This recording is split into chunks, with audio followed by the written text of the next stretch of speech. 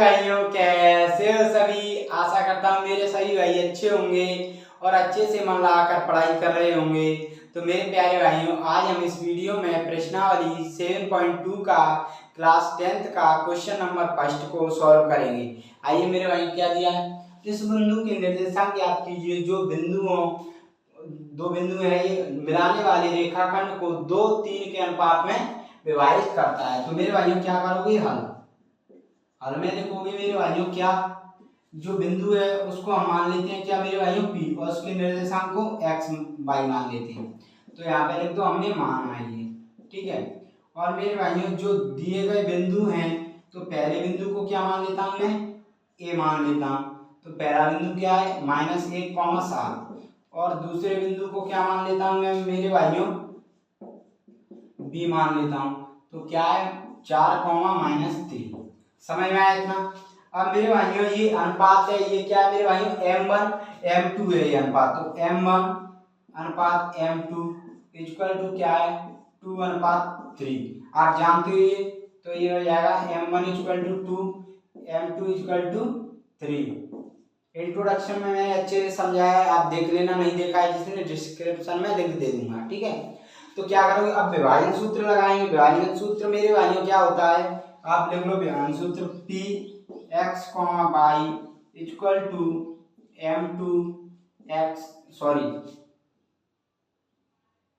M1 x2 plus M2 x1 upon M1 plus M2 comma M1 y2 plus M2 y1 upon M1 plus M2। इतना समझ में आया सभी भाइयों को।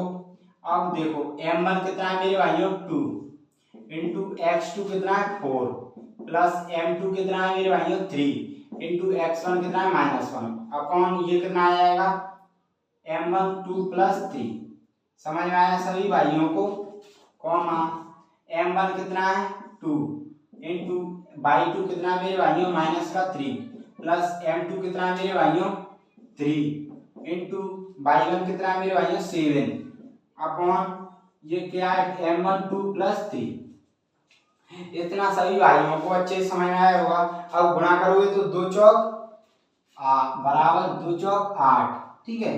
ये 3 गुणा 1 -3, तो प्लस माइनस का 3 अपॉन कितना आ गया, 3 2 5।